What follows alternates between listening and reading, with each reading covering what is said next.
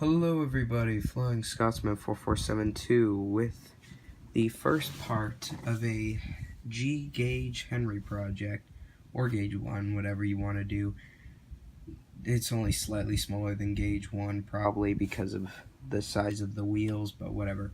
Either way, so this is a project that is going to be spanning throughout the summer, and I'm going to be building a Gauge 1 Henry to be used just as a Henry because I want one, and so that I can use it for my series, which will be coming up soon.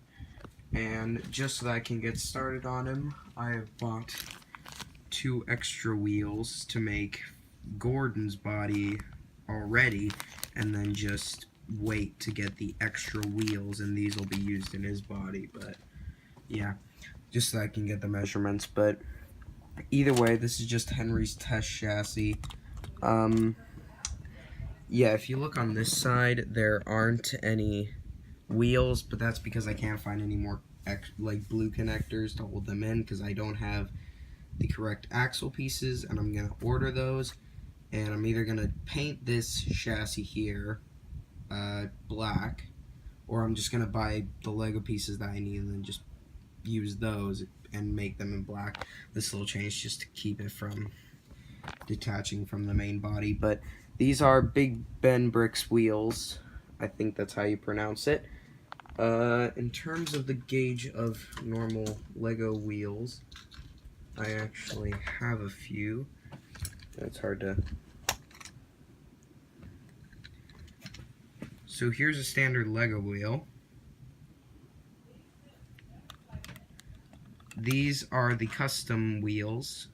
I make custom wheels for Lego trains. That's how big those are. And these are just the medium wheels, and that's how big those are. So yeah, I bought sets of the medium and the large. These were the same wheels that Lego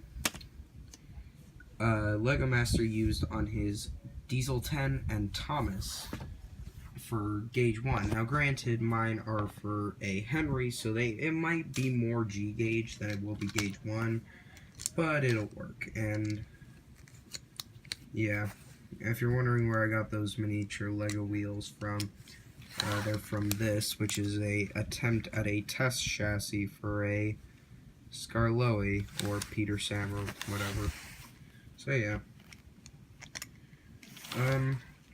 But yeah, so this thing is very big, and I've had to set up 3 pieces of just plastic Sinovic Toys G-Gauge track. If we line it up with the very front of the track, you can see that it's about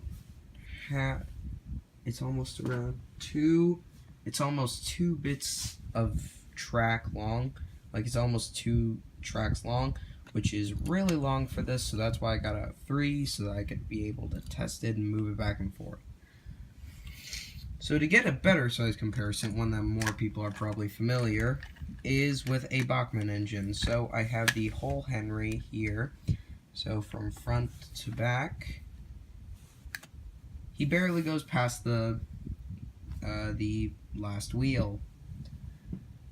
So yeah, it's pretty big. Then we have the Polar Express. Here, let me move the G-Gauge track forward here.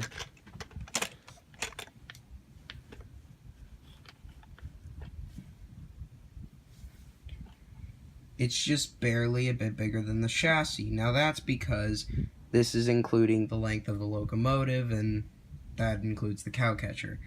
And then with the tender, it'd be like, I don't know, like maybe a 1/4 longer, 1/6. So yeah, but once the actual Henry's built, the Henry will probably be bigger. And then we have something that's more into scale with the G-Gauge wheels, which is a Sinovic Toys train, as the Sinovic Toys train's wheels and the Henry wheels are around the same size. So here we have this.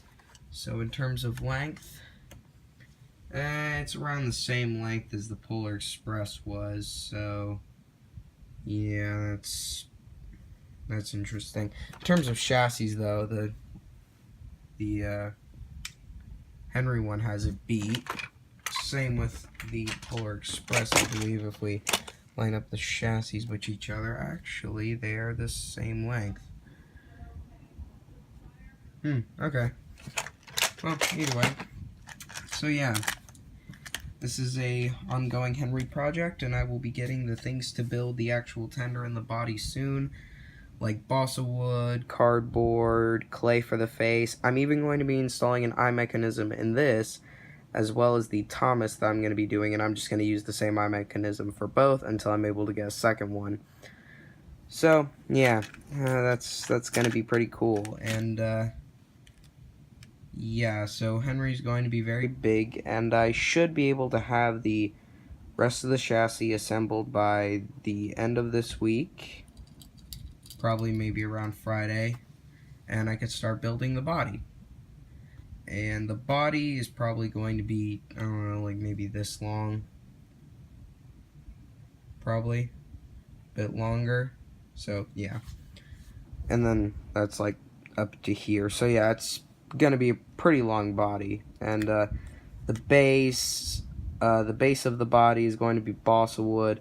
The little things right here, these little box things right here, these are going to be made out of balsa wood.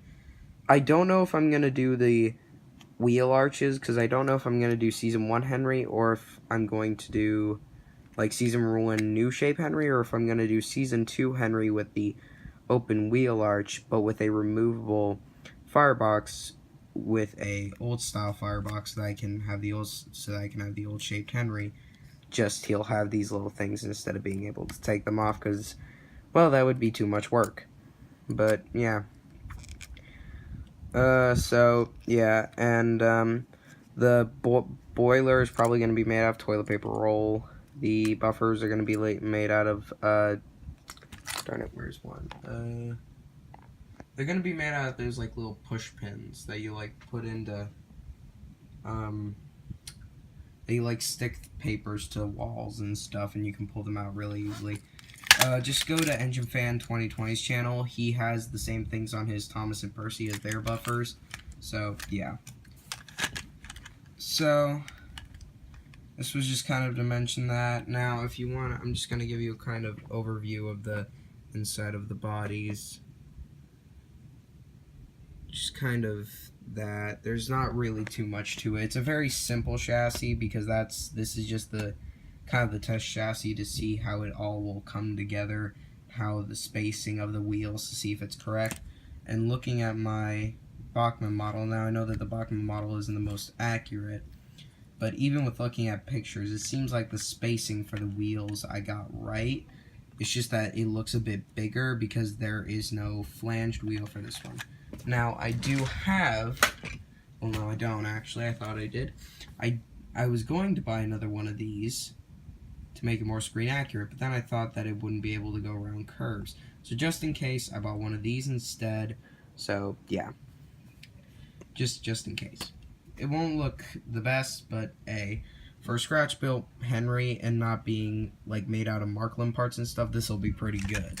So yeah, and yeah, I think I'm gonna end it here with the Bachmann Henry in front of the chassis.